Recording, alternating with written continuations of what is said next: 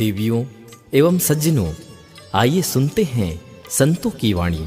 संकलनकर्ता श्री ब्रिजलाल सतनामी, सिंगारपुर मौली। आवाज श्री रवि वैष्णव, सिंगारपुर मौली।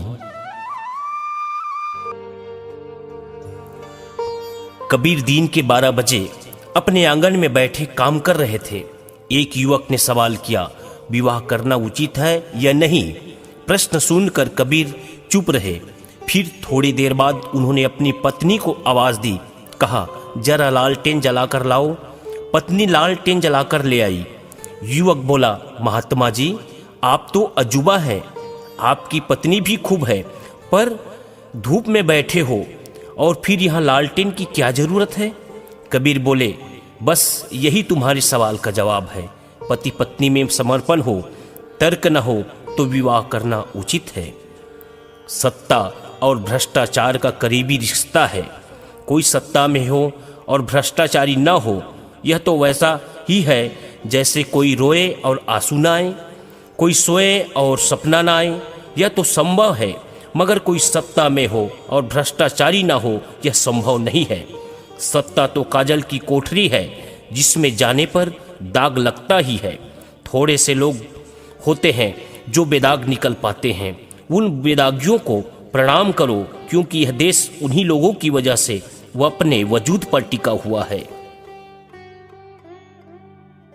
कोई धर्म बुरा नहीं है, बल्कि सभी धर्म में कुछ बुरे लोग जरूर हैं, जो अपने स्वार्थों की खातिर धर्म की आड़ में अपने गोरख धंधे और नापाक इरादे जाहिर करते हैं। अगर हम इन थोड़े से बुरे लोगों के दिलों को बदल सके, उन्हें सही राह पर चला सके और नेक इंसान बनाकर जीना सिखा सके, तो यकीनन सच मानिए, यह पूरी पृथ्वी स्वर्ग में तब्दील हो जाएगी। धर्म मरहम नहीं बल्कि टॉनिक है। इसे बाहर मलना नहीं बल्कि पी जाना है। कितना बड़ा आश्चर्य है, धर्म के लिए लड़ेंगे मरेंगे, लेकिन उसे जिएंगे नहीं। अब संत मुनियों को अपने प्रवचन साधारण जनता के बीच करने की अपेक्षा लोकसभा और विधानसभाओं में करनी चाहिए, क्योंकि खतरनाक लोग वही मौजूद हैं। मेरा विश्वास है, अगर देश और प्रदेश की राजधानियों में बैठे करीब 90,000 लोग सुधर जाएं, तो देश की 1.25 अरब जनता अपने आप और रातों रात सुधर जाएगी। सुधार की प्रक्रिया से नीचे नहीं ऊपर शुरू होनी चाहिए, क्योंकि भ्रष्टाचार की गंगोत्री ऊपर से नीचे की ओर बहती है। अगर ऋषिकेश में गंगा का शुद्धिकरण हो जाए, तो हरिद्वार और उसके नीचे के तमाम घाट स्वतः शुद्ध होते चले जाएंगे। बेंच खजाना भर गया, आया हुई भरपूर, सरकारें तो खुश हुई, जनता चकनाचूर। तन को मुद्रा खोखला कर जाती खुहार, इसलिए इसे छोड़ना हाथ जोड़ जोहार। पीने से इसको निडर होती मति बेकाम, कोई वैद बिगड़ी मति नहीं सुधारे दाम। घर का चावल बेच के पीता है मतवार, घर वाली को चिथड़े खाने की दरकार। मांस मंदरा जो तजे कटे सभी संताप, सुख सुमत घर आ जाए आप निडर हो आप।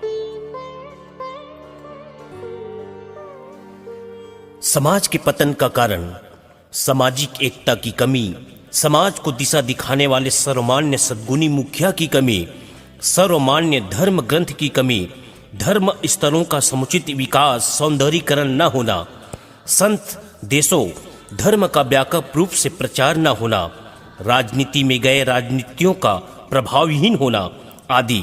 इस प्रकार सामाजिक पंचायत का विहद रूप में न होना, शादी ब्याह में मांस मंद्रा का परोसा जाना, विशेषकर वधु पक्ष द्वारा वर के घर देखने के नाम पर आवश्यकता से अधिक लोगों का आना और वर पक्ष द्वारा उनके सम्मान में मुर्गा मटन और शराब का परोसा जाना, जो कि हमारे समाज की रीति के बिल्कुल खिलाफ है, जिसे किसी भी हाल में मान्य नहीं किया जाना चाहिए। मानवता ही सच्चा धर्म है। मनुष्य के अंदर विराजमान जो चेतना तत्व है, उसको छोड़कर अगर कहीं अलग भगवान खोजोगे तो भगवान कभी अलग नहीं मिल सकता।